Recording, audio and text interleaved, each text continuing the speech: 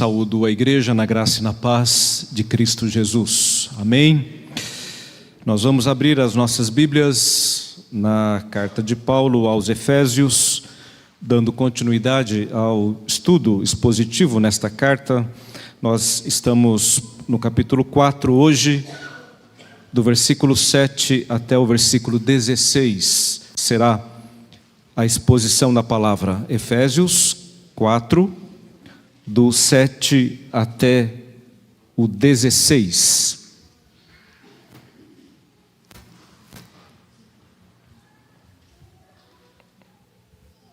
Que Deus continue falando conosco neste momento, como tem falado até aqui, através de cada oração, cada louvor que foi entoado ao Senhor. E a sua palavra diz assim: e a graça foi concedida a cada um de nós, segundo a proporção do dom de Cristo. Por isto diz, quando ele subiu às alturas, levou cativo o cativeiro e concedeu dons aos homens. Ora, que quer dizer subiu, senão que também havia descido até as regiões inferiores da terra? Aquele que desceu é também o mesmo que subiu acima de todos os céus, para encher todas as coisas. E ele mesmo concedeu uns para apóstolos, outros para profetas, outros para evangelistas e outros para pastores e mestres, com vistas ao aperfeiçoamento dos santos, para o desempenho do seu serviço, para a edificação do corpo de Cristo, até que todos cheguemos à unidade da fé e do pleno conhecimento do Filho de Deus, a perfeita varonilidade, à medida da estatura da plenitude de Cristo, para que não mais sejamos como meninos, agitados de um lado para outro e levados ao redor por todo o vento de doutrina, pela artimanha dos homens, pela astúcia com que induzem ao erro, mas, seguindo a verdade em amor, cresçamos em tudo naquele que é a cabeça, Cristo, de quem todo o corpo, bem ajustado e consolidado pelo auxílio de toda a junta, segundo a justa cooperação de cada parte, efetua o seu próprio aumento para a edificação de si mesmo em amor. Amém? Estamos então estudando esta carta, meus irmãos. Sabemos que ela está dividida numa parte mais doutrinária, nos 3 primeiros capítulos, e agora, a partir do capítulo 4, numa parte mais prática. Paulo, ele nos ensina que fomos escolhidos por Deus na eternidade, remidos por Cristo Jesus ali na cruz do Calvário, selados pelo Santo Espírito, através desta obra redentora e dessa escolha de Deus desde toda a eternidade. Portanto, meus irmãos, nós sabemos que este plano eterno de Deus, que tem se revelado desde o momento em que a Escritura diz, haja luz. Desde que tudo começou, que a história começou, o plano da redenção está sendo revelado. Este plano misterioso, como Paulo diz, mas que agora foi revelado de maneira plena em Cristo Jesus. Ele fala sobre este mistério, o mistério revelado, que nada mais é do que a igreja, o povo de Deus. Sim, nós somos aqueles que estavam ali naquela promessa que foi feita a Abraão, quando Deus escolheu a Abraão e fez uma aliança com ele, disse, em ti serão benditas todas as famílias da terra. Todos haveriam de ser abençoados com a bênção de Abraão. E agora somos a igreja, não há mais separação, não há mais judeus, não há mais gentios, todos são um em Cristo Jesus.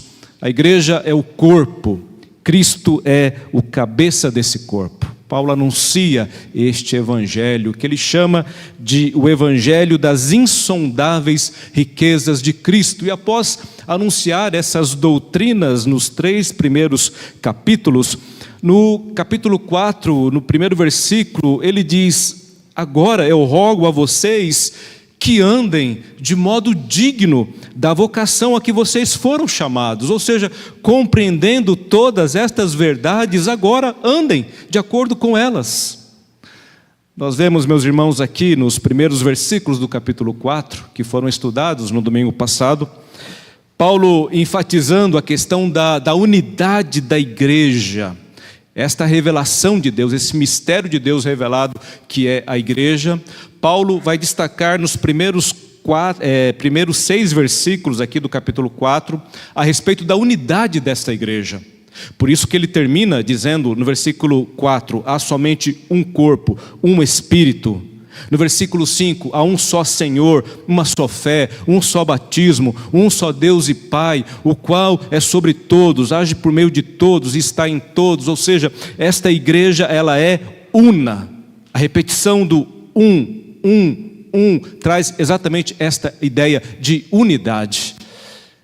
Falando então a respeito da unidade da igreja, nos 6 primeiros versículos, agora, no texto que lemos, do versículo 7 ao 16, que será exposto nesta noite, Paulo fala sobre outro aspecto da igreja, que é a sua diversidade. Primeiro ele falou da unidade, agora ele vai apresentar a diversidade da igreja. É Deus quem age sobre todos, que age por meio de todos e está em todos. Eu quero então, nesta noite, compartilhando nesse texto com os irmãos, destacar 3 aspectos que nós podemos entender assim, a maneira como Deus age através da igreja para a realização dos planos de Deus. Paulo está falando exatamente sobre isso nesses versículos, a maneira como Deus age através da igreja para a realização dos planos eternos de Deus. E nós precisamos então compreender 3 coisas que estão muito claras aqui nesse texto. A primeira delas, precisamos compreender o nosso chamado.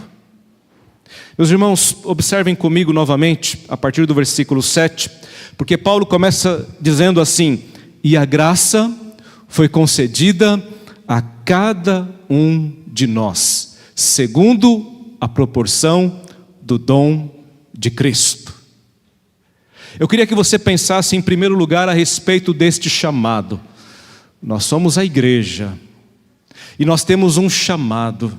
E meus irmãos, esse chamado claramente é pela graça de Deus.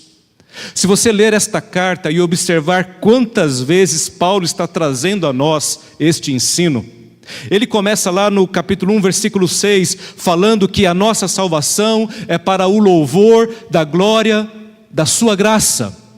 Depois ele vai dizer, ainda no capítulo 1, versículo 7, que nele nós temos a redenção, a remissão dos pecados, segundo a riqueza da sua graça. No capítulo 2, versículo 8, ele fala que pela graça, nós somos salvos. No capítulo 3, versículo 2, ele diz que anuncia a dispensação da graça. No capítulo 3, versículo 7, Paulo diz que ele é ministro, ele é apóstolo, conforme o dom da graça. No versículo 8 do capítulo 3, ele diz que o chamado para evangelizar aos gentios é o chamado da graça.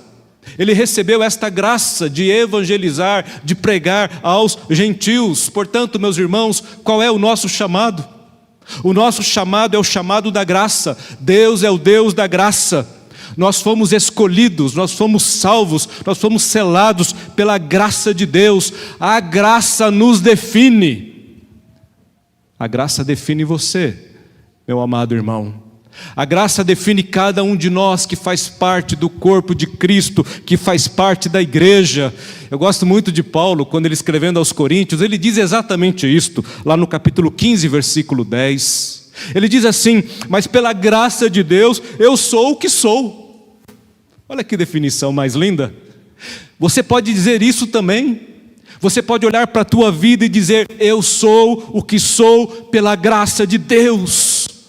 Foi esse presente que Deus nos concedeu a mim, concedeu a você. Olha como está escrito aqui, o versículo 7, a graça foi concedida a cada um de nós. Meus irmãos, que coisa maravilhosa quando nós observamos esses detalhes na Escritura Sagrada, porque eles não estão aqui por acaso, não, é o ensino da palavra de Deus, é a palavra inspirada de Deus aos nossos corações. Paulo está dizendo que a graça foi concedida, mas não por atacado, mas ela foi concedida a cada um de nós. A graça foi concedida a você, meu irmão, e a cada um de nós, e a cada um dos eleitos de Deus, aqueles que em Apocalipse, lá no capítulo 5, na visão de João, ele diz que viu uma multidão, e ali ele está vendo o futuro, a glória, os remidos que estarão na presença do Senhor, e ele fala que esta multidão é inumerável. De todas as nações, tribos, povos e línguas, havia uma multidão que não se podia enumerar. Você já imaginou isso? Que multidão é essa? Qual é este número dos eleitos? João diz que esta multidão não se podia enumerar. Mas por outro lado, meus irmãos, não significa que esta multidão está perdida e que o Deus que escolheu esta multidão não conhece cada um dos seus eleitos, não trabalhou na vida de cada um deles. Porque quando você vai para João capítulo 10, é isso que está escrito: ele é o bom pastor, o pastor que conhece as suas ovelhas, o pastor que chama cada uma pelo nome. Ele conhece as suas ovelhas, e as suas ovelhas também o conhecem, elas ouvem a voz do pastor. Então a graça foi concedida. Paulo está lembrando isto novamente àquela igreja, aqueles irmãos: vocês são a igreja, o mistério de Deus revelado, e o chamado de vocês foi o chamado pela graça, cada um de vocês, e nós precisamos, assim como os efésios precisavam, nós precisamos compreender esta verdade. Meus irmãos, vivemos em unidade, como Paulo já havia descrito nos primeiros versículos, mas essa unidade, ela não nos despersonaliza, não nos anula, pelo contrário, nós somos parte do corpo. Agora, o corpo tem muitas partes, e é exatamente este o ensino, este é o simbolismo que Paulo usa para falar a respeito da igreja. Portanto, o nosso chamado é um chamado pela graça. E graça aqui tem dois sentidos, tanto em primeiro lugar e principalmente o sentido de salvação, a salvação que nos alcançou, e esta é a primeira graça, de onde fluem todas as outras graças. E também, meus irmãos, graça aqui também tem a ideia de presente, de dom, é sobre isso que Paulo está falando também. Nós temos, além desta graça que nos salvou, nós temos também os dons da graça de Deus para a sua igreja, para o seu povo. Por isso que a graça foi concedida a cada um de nós, segundo a proporção do dom de Cristo. Tudo o que nós possuímos, meus irmãos, não vem de nós, é pela graça de Deus. Tudo que nós temos de bom em nós, que nós podemos reconhecer como louvável, não somos nós, é a graça de Deus nas nossas vidas. João Calvino, ele dizia assim: tudo que você vê de bom em mim é Cristo. Tudo que você vê de bom em mim é Cristo. Agora, tudo que você vê de mal em mim, sou eu mesmo. É o João Calvino mesmo. Assim é a nossa vida, meus queridos. O que há de bom na minha vida e na tua vida não vem de nós mesmos, é pela graça de Deus. O que vem de mal, o que está de mal na nossa vida, esse sim somos nós. Então você é fruto da graça. O seu chamado é pela graça, a graça te define. No versículo 8, Paulo continua dizendo assim: por isto, quando ele subiu às alturas, levou cativo o cativeiro e concedeu dons aos homens. Aqui, meus irmãos, Paulo está falando a respeito da obra maravilhosa de Cristo em nosso favor. E como Cristo fez isto, como Cristo realizou a salvação do seu povo, a salvação da igreja, a salvação dos eleitos. Paulo está falando aqui sobre a encarnação de Cristo e sobre a ascensão de Cristo, enfim, sobre o seu ministério completo. Primeiro ele diz, quando ele subiu às alturas, ou seja, a ascensão de Cristo, a glorificação de Cristo. Esse versículo 8, é uma citação do Salmo 68, versículo 18. Quando o salmista ali está falando a respeito do Messias. E podemos afirmar isso porque Paulo, inspirado por Deus, faz exatamente esta aplicação. Ele está falando de Cristo, e ele está aplicando o Salmo 68 a Cristo. O vitorioso ali, naquele salmo, é Jesus Cristo, apontava para a vitória na cruz. Meus queridos, Jesus Cristo, ao subir aos céus, como um guerreiro vitorioso daqueles dias, e o povo ali de Efésios, os irmãos daqueles dias, iriam entender muito bem essas palavras de Paulo, este exemplo de Paulo. Porque naqueles dias, meus irmãos, quando um exército vencia outro exército, era comum que este exército levasse os vencidos ali pela cidade, despidos, humilhados, envergonhados, trazendo consigo os despojos da vitória, os despojos da guerra. Então, o exemplo que Paulo está dando é exatamente este aqui, e se assemelha também àquilo que ele escreveu aos Colossenses, no capítulo 2, versículo 13, quando ele diz assim, a respeito de Cristo: e a vós outros que estáveis mortos pelas vossas transgressões e pela incircuncisão da vossa carne, vos deu vida juntamente com ele, perdoando todos os nossos delitos, tendo cancelado o escrito de dívida que era contra nós e que constava de ordenanças, o qual nos era prejudicial, removeu inteiramente, encravando-o na cruz e despojando os principados e potestades, publicamente os expôs ao desprezo, triunfando deles na cruz. É uma linguagem militar, aplicada à obra de Cristo em nosso favor, a vitória sobre o inimigo, a vitória sobre o nosso adversário. É isso que Paulo está dizendo aqui. Portanto, meus irmãos, Jesus Cristo, sim, Ele pode nos dar, nos conceder os dons, os presentes da graça. Por quê? Porque Ele é vitorioso, Ele é vencedor, Ele subiu aos céus, Ele completou a sua obra. Mas nós temos que nos lembrar que antes da ascensão veio a encarnação. Ora, aquele que subiu, como ele diz no versículo 9, ora, que quer dizer subiu, senão também que havia descido? Então Paulo está falando, sim, ele subiu, mas lembre-se que primeiro ele desceu. Paulo aqui está falando da sua encarnação. E ele diz aqui no versículo 9, senão que também havia descido até as regiões inferiores da terra. O que será que significa isso, regiões inferiores da terra? Você precisa ler aqui todo o texto para compreender, porque Paulo está falando da profundidade da encarnação de Cristo. Ele fala isso de diferentes maneiras, em diferentes lugares. Aqui ele está usando esta linguagem, que ele desceu até as regiões inferiores da terra, fala da encarnação. Sim, ele se fez homem, ele se fez um de nós, e isto contrapõe a sua ascensão. Versículo 10, aquele que desceu até as regiões mais inferiores é o mesmo que subiu acima de todos os céus. Portanto, aqui nada mais é do que a encarnação de Cristo e a sua ascensão, a sua obra completa, o seu favor, o seu amor, a sua graça. E em tudo isto está o nosso chamado.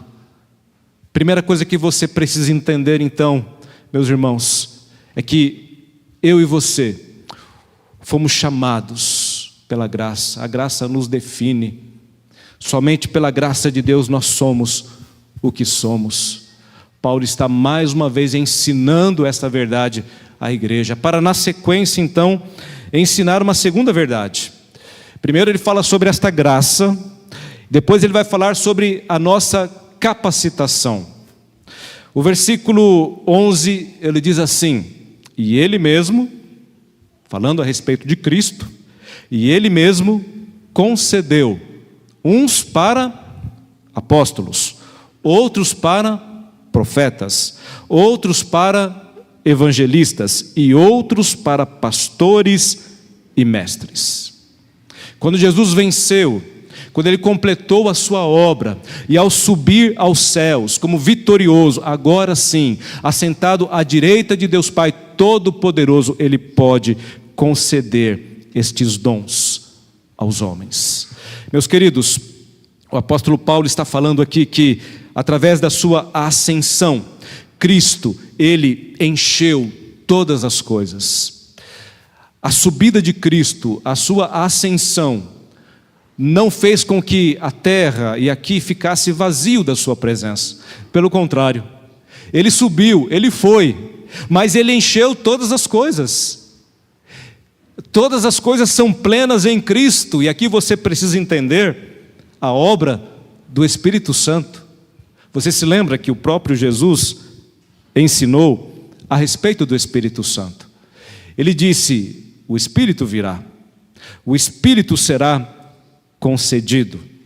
Agora, lá em João capítulo 16, versículo 7, ele deixou muito claro: convém que eu vá, porque se eu não for, o Consolador não virá. Quando Cristo ascendeu aos céus, meus irmãos, nós temos então agora a obra do Espírito Santo. Nós temos ali em Pentecostes, em Atos capítulo 2, a descida do Espírito Santo. E quando o Espírito Santo desce, o que ele faz? Senão encher a igreja, plenificar os cristãos. É sobre isso que Paulo está falando aqui, porque este é o propósito de Deus na vida do seu povo, nos encher. Nós somos cheios da graça de Deus, nós somos cheios da glória de Deus, nós somos capacitados por Deus, meus irmãos, não apenas escolhidos, salvos, mas também capacitados, porque a mesma graça que nos alcançou é a graça que nos capacitou. Ou seja, se você pertence à igreja, se você está na igreja, você é um corpo só. Cristo é o cabeça. E Cristo, ele concede habilidades a cada um dos membros do corpo para fortalecer a este corpo. Cada um, sem exceção. Assim como a graça foi concedida a cada um, os dons também são concedidos a cada um, sem exceção, para a edificação do corpo. Portanto, aqui está, meus irmãos, a nossa capacitação. Você precisa entender que no corpo de Cristo, cada um de nós tem um papel, cada um de nós tem um dom, cada um de nós tem um chamado. Ninguém pode substituir ninguém.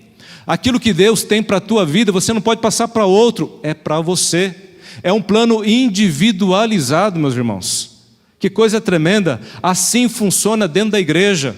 Você não pode dizer: eu não tenho dom nenhum, eu não tenho capacidade nenhuma. Não. Quando ele subiu aos céus, ele encheu todas as coisas, e ele concedeu. Claro que aqui no versículo 11, Paulo vai falar sobre apenas alguns dos dons, não todos os dons. A lista de dons que aparece na Bíblia, meus irmãos, ela é grande. Não há nenhum capítulo na Bíblia que liste todos os dons espirituais, nenhum. Mas há algumas listas. Você vai encontrar, por exemplo, em Romanos 12, em 1 Coríntios 12, aqui em Efésios 4, e em outros textos você vai encontrar Paulo e outros apóstolos falando a respeito dos dons espirituais. Quais são os dons espirituais que Deus concedeu à sua igreja? Quais são os dons da graça, através dos quais Ele capacita a sua igreja? Vou citar alguns que aparecem na Bíblia: profecia, serviço, ensino, exortação, liberalidade, liderança, misericórdia, sabedoria, conhecimento, fé, cura, discernimento, línguas, interpretação de línguas, apóstolos, socorro, administração, profecia, ensino, aqui se repete, evangelistas, pastores, celibato, hospitalidade, martírio, missionário, pobreza, são alguns dons que a Bíblia lista nesses diferentes textos, dons espirituais. E talvez de todos esses que eu falei aqui, você não reconheça nenhum na tua vida. Mas pastor, eu não tenho nenhum desses dons. Qual que é o meu dom? Se você não sabe ainda qual o teu dom, meu irmão, ore ao Senhor, busque ao Senhor. Você tem um dom. De repente o seu dom não está nesta lista. Quando Paulo escreve aos Coríntios, no capítulo 12, versículo 4, ele diz que os dons são diversos, mas o Espírito é o mesmo. Dons são habilidades. Dons é a capacitação de Deus para a igreja. E queridos, quantos dons nós temos hoje, por exemplo, que não estão listados aqui? São habilidades que são necessárias hoje e que Deus tem dotado o seu povo, dotado a sua igreja para a sua edificação. Um exemplo talvez simples para nós, hoje nesse mundo da tecnologia, muitos têm esse dom, essa capacitação. Enquanto nós estamos pregando aqui, enquanto nós estamos realizando o culto, nós estamos também transmitindo este culto. Há toda uma técnica, todo um conhecimento. Se eu colocar alguns dos irmãos aqui lá naquela mesa, não vai sair absolutamente nada. Mas colocamos alguns irmãozinhos lá que conhecem tudo ali de computação, de sistema, de programa, e daqui a pouco a coisa está certinha ali, está saindo lá no YouTube, no Facebook, no Instagram, tudo certinho, tudo organizadinho. São dons que Deus vai dando à igreja para a sua edificação. Este e tantos outros são habilidades. Mas o apóstolo Paulo aqui, ele focou nos dons da palavra, que são os principais, aqueles que vai estabelecer a igreja, firmar a igreja. A igreja está firmada na doutrina dos profetas, dos apóstolos. Portanto, Paulo, ele cita aqui no versículo 11 estes dons. E nessa citação, ele fala sobre 4 ofícios, na verdade, que formam a base da igreja primitiva: apóstolos, profetas, evangelistas e pastores e mestres. Ao entendimento de que pastores e mestres aqui é apenas um ofício, é o pastor mestre.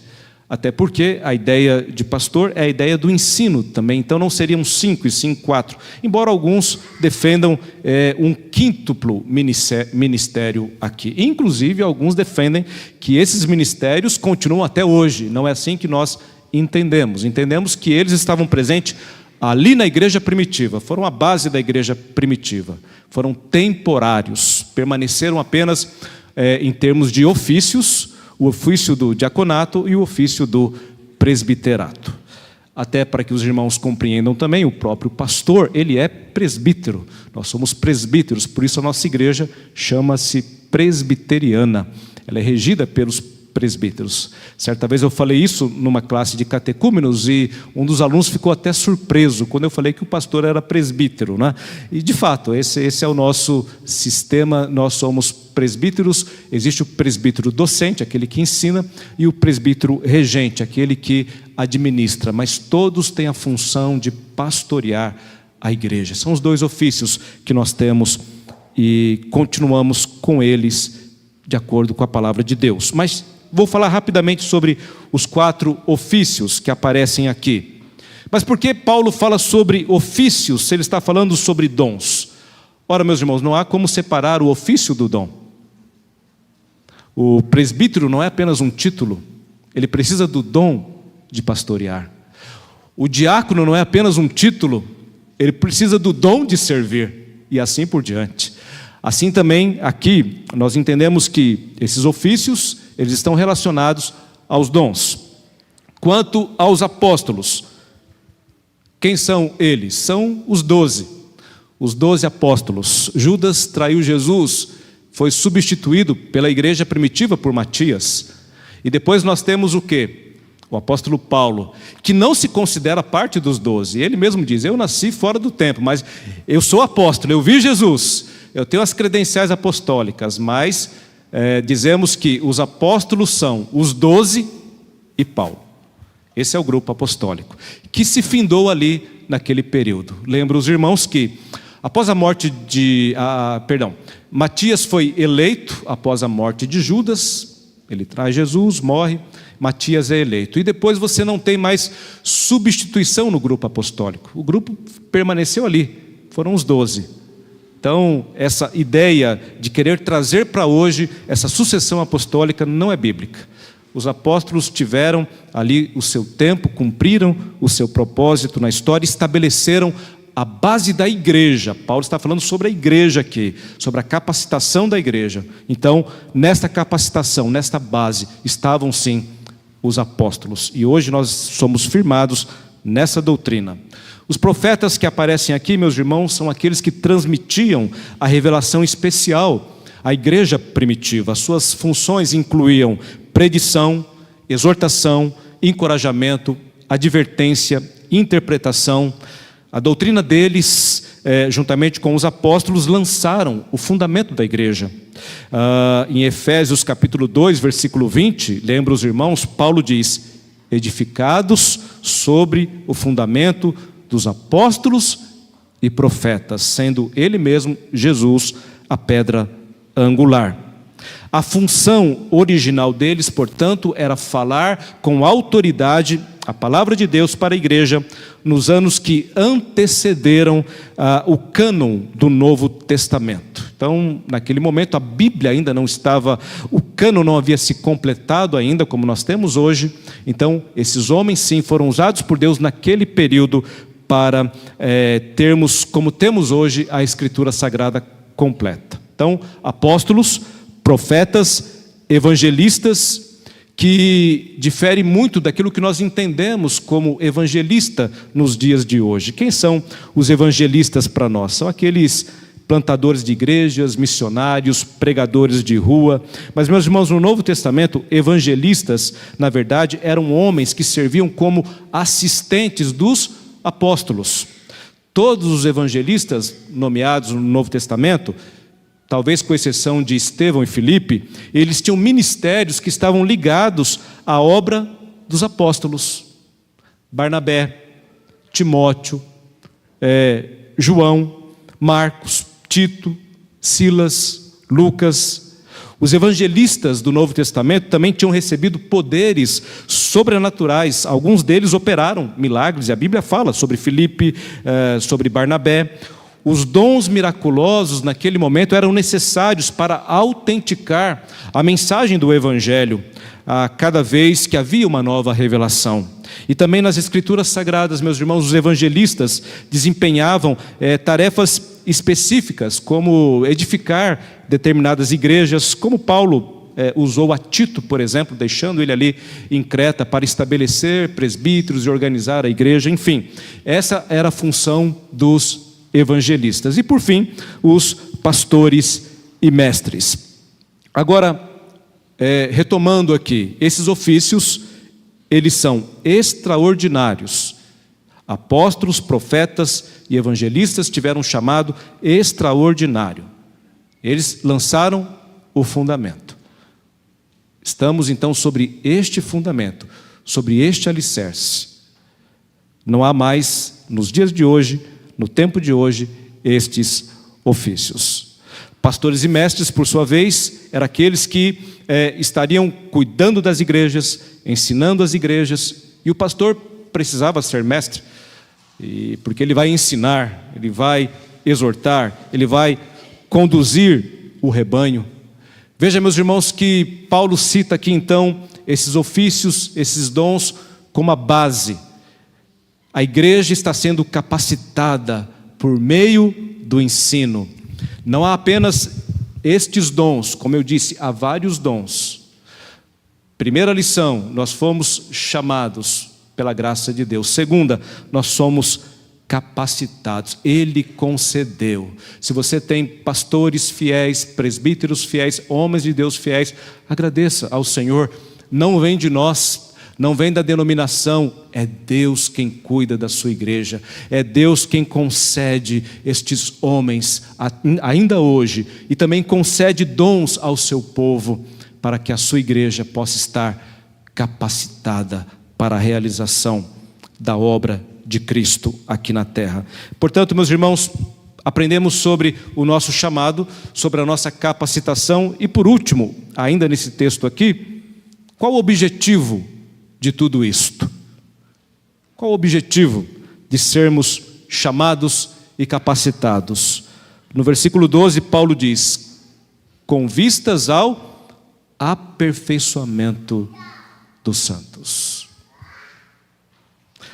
O desejo de Deus para mim e para você, propósito de Deus, e Deus tem um propósito.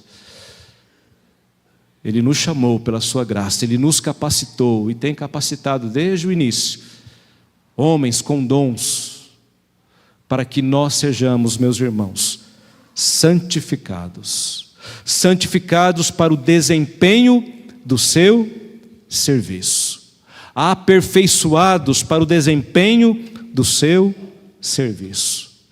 Veja, quando nós somos aperfeiçoados, nós estaremos também edificando o corpo. Versículo 12: com vistas ao aperfeiçoamento dos santos, para o desempenho do seu serviço. Na igreja, os dons somente serão realizados da maneira como Deus quer. Por quê? Porque nós fomos abençoados por Deus. Ele nos concedeu apóstolos, profetas, evangelistas, pastores e mestres, para que nós pudéssemos, através dos nossos dons, sermos aperfeiçoados para o desempenho do serviço, para a edificação do corpo de Cristo e para o crescimento. Eu queria que você guardasse essa palavra, a palavra crescimento. Primeira palavra, chamado. Segunda, capacitação. Terceira, crescimento. As três começando com a letra C, fica mais fácil para você depois lembrar.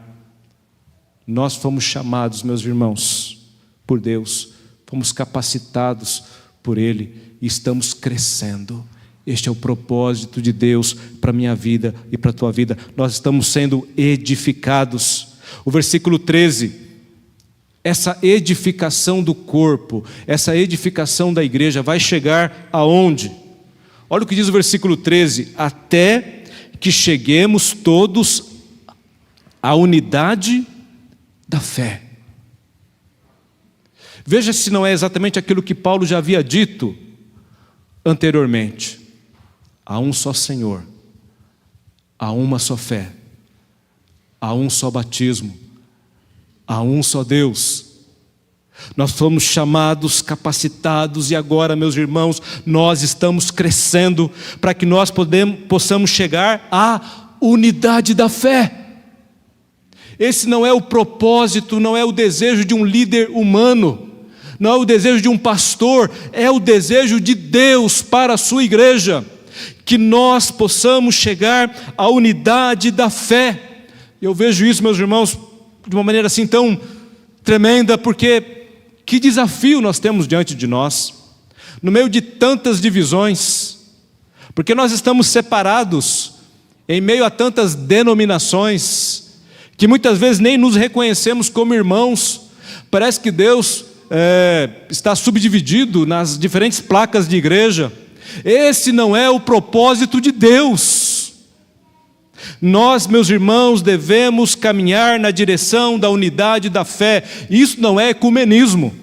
Não pregamos isso e não ensinamos isso, somos contra isso. Não é reunir todo mundo, o pai de santo, o padre, o pastor e todo mundo, né, junto, porque a gente, no final das contas, crê no mesmo Deus ou tem um Deus superior. Não, isso é ecumenismo. Mas a Bíblia, meus irmãos, fala, por outro lado, que o desejo de Deus para a sua igreja é que todos, aquele cada um do começo agora virou todos cheguemos à unidade da fé. Será que isso vai ser possível, pastor? Será que conseguiremos realizar esse objetivo aqui na terra? Meus irmãos, eu creio que nós devemos trabalhar nessa direção. Eu fiquei feliz outro dia ao ouvir determinada denominação que hoje nós consideramos como seita pelo seu exclusivismo. Alguns dos seus pregadores falando sobre a graça de Deus e outrora diziam que a graça estava só na igreja deles, e hoje eu já tenho ouvido pregadores desta igreja dizendo que a graça não está apenas lá. Estão ainda muito longe, mas a gente começa a ver, quem sabe, uma luz, um trabalhar de Deus, porque Deus cuida do seu povo, Deus cuida da sua igreja, meus irmãos. E o nosso desejo é esse, que todos se convertam, que se arrependam, que venham para o caminho certo. Esse é o nosso desejo. Por isso que apontamos o erro muitas vezes. É no sentido de trazer as pessoas para a verdade, para o caminho certo, porque a palavra de Deus é esta. O nosso trabalho tem que ser no sentido da unidade. Este é o desejo de Deus, até que todos cheguemos à unidade da fé e do pleno conhecimento do Filho de Deus. Meus irmãos, que desafiador. Porque o padrão é muito alto. Você já parou para pensar nisso? O padrão de Deus, meus irmãos, é elevadíssimo. Paulo já havia dito sobre isso anteriormente, ele volta a dizer aqui, quando ele ora pela igreja, ele ora para que Deus dê pleno conhecimento àqueles irmãos, e agora ele diz que o objetivo de Deus é esse, que nós possamos chegar à unidade da fé e do pleno conhecimento do Filho de Deus. Você já conhece plenamente o Filho de Deus? Quantas vezes a nossa experiência como igreja, meus irmãos, hoje é uma experiência tão fora daquilo que é a igreja, ou deveria ser a igreja. Muitos são aqueles que vêm à igreja como uma atividade social de final de semana, frequentam a igreja, gostam da igreja, do ambiente, e aí a igreja acaba sendo um ambiente social. Você tem amigos na igreja, a igreja tem atividades, tem passeios, tem churrascos, enfim, isso muitas vezes agrada a alguns que tomam a igreja apenas como isto, como um ambiente social. Poderiam estar em qualquer outro lugar que oferecesse a mesma coisa. Meus irmãos, isso não é igreja. Igreja é muito mais. É isso que Paulo está querendo que aqueles irmãos entendam. Você está aqui, meu irmão, para chegar ao pleno conhecimento do Filho de Deus, à perfeita varonilidade. Este novo homem que foi criado em Cristo, homem este que é a igreja, nova criação que é a igreja, precisa chegar à perfeita varonilidade. Isso significa maturidade. Paulo diz ainda, à medida da estatura da plenitude de Cristo. Bom, por aqui, meus irmãos, e por esse versículo, nós já temos que olhar para a nossa vida e ver o quão longe nós estamos de tudo isso aqui. A nossa experiência cristã talvez esteja tão longe dessas verdades. A gente se contenta com tão pouco. Com tão pouco. Um sermão do pastor no domingo já é o suficiente. Não lemos a Bíblia, não estudamos, não procuramos. Parece que o pouco já nos satisfaz. Para chegar lá, meus irmãos, o caminho é muito longo. E você precisa entender isso. E você precisa investir tempo e a tua vida naquilo que realmente importa, naquilo que realmente interessa. Quanto tempo perdido muitas vezes em tantas outras coisas, quando deveríamos estar caminhando exatamente nesta direção. Esse é o crescimento. Esse corpo está crescendo. E a medida que nós vamos chegar é a medida da estatura da plenitude de Cristo. No versículo 14, Paulo faz o contraponto da maturidade com a imaturidade. Por que você precisa ser maduro? Para que você não seja como menino. Versículo 14. Como que é o menino? Ele é agitado, levado, não é? ao redor por todo o vento de doutrina. É aquele crente que está aqui hoje, está ali amanhã, hoje está firme na igreja, amanhã já deixou de crer em tudo que cria. Alguns, infelizmente, meus irmãos, estão andando para trás. Você pensa que estão firmes na fé, quando você vai ver, você fala: poxa vida, acho que não aprendeu nada.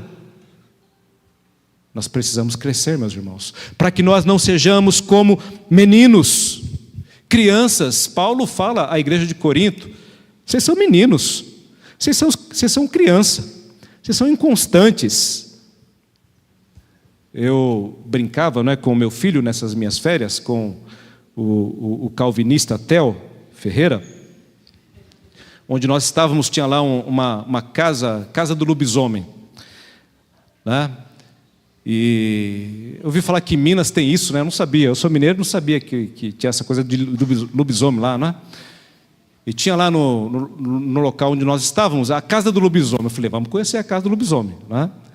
Aí fomos lá na casa do lobisomem, ele não estava lá, é claro, e aí eu fui brincar, com o Theo. Eu disse assim: olha, Theo, cuidado com o lobisomem, que ele come criancinha. Uma brincadeira, pequei, meus irmãos, peço perdão, mas o Theo me corrigiu: não, lobisomem não existe, olha o calvinista Theo aí, lobisomem não existe. Eu falei: olha que ele come criancinha, E quando eu estava feliz que ele disse que lobisomem não existe, eu falei: bom, aí, perfeito. Aí ele olhou para mim e falou: quem come criancinha é o bicho papão. Falei: pronto, aí já era, Mas criança é assim, não é verdade? E quantas vezes, meus irmãos, na igreja a gente vê pessoas com atitudes e coisas que parecem crianças, meninos. Quanta meninice. Paulo está dizendo: é maturidade, é pleno conhecimento, é unidade, é a medida da estatura de Cristo. E a gente muitas vezes está tão lá embaixo, meus irmãos, com as nossas questões, com as nossas briguinhas, com as nossas discussões, com aquilo que levantamos como sendo algo tão importante e não tem importância nenhuma. Nós precisamos crescer, amadurecer, deixar de ser menino na fé. Esse é o propósito de Deus para a sua igreja, da qual eu e você fazemos parte, e está representada aqui nesta noite por essa parte do corpo de Cristo. Não somos a única igreja, somos uma parte dela. Meus irmãos, Paulo termina dizendo assim no versículo 15: mas seguindo a verdade em amor, cresçamos em tudo naquele que é a cabeça, Cristo, de quem todo o corpo bem ajustado e consolidado pelo auxílio de toda a junta, segundo a justa cooperação de cada parte, efetua o seu próprio aumento para a edificação de si mesmo em amor. É assim que nós vamos crescer, amadurecer, seguindo a verdade, meus irmãos, mas seguir a verdade em amor. Lembra o que Paulo disse no começo da sua carta, no capítulo 4, aliás, no começo desse capítulo? No versículo 2, ele fala: com toda humildade, mansidão, longanimidade, suportando-vos uns aos outros em amor. E aqui de novo ele vai trazer, essa ideia, porque esse crescimento da igreja, esse conjunto aqui de pessoas que somos nós, diferentes pessoas, diferentes personalidades, diferentes culturas, diferentes criações, mas somos aqui juntos, a igreja de Cristo, um só no Senhor. Estamos crescendo, estamos, meus irmãos, agora seguindo a verdade em amor. O amor precisa estar presente na nossa vida. Isso é a mutualidade que tem que haver dentro do corpo. Cada um tem um dom, mas esse dom vai ser exercido com amor. Paulo, no capítulo 13, fala sobre a questão dos dons e deixa claro que o maior deles é o amor. Não é exercer o dom sem amor, pelo contrário, é exercer este dom com amor. Não é falar a verdade de qualquer maneira, não é lutar pela verdade de qualquer maneira, mas é fazer isso, meus irmãos, com amor. Essa é a vivência dentro da igreja, é assim que nós vamos crescer, que nós seremos edificados. E a ideia do versículo 16 é exatamente esta: o corpo agora bem ajustado, consolidado, cada partezinha fazendo aquilo que tem que fazer. Imaginou que coisa linda, meus irmãos?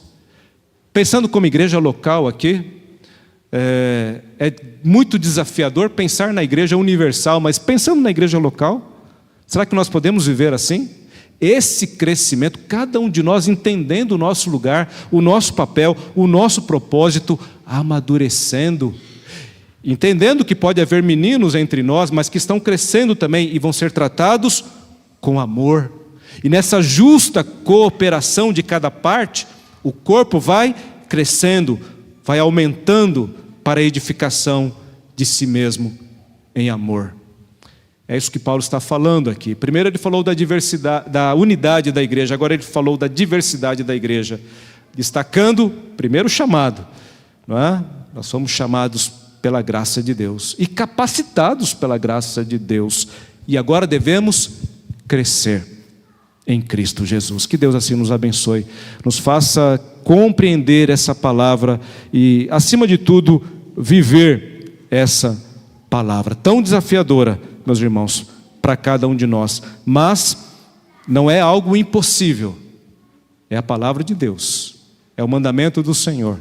É assim que nós devemos viver. E eu volto àquilo que Paulo disse no primeiro versículo: andeis de modo digno da vocação a que vocês foram chamados. Que Deus assim nos abençoe. Amém?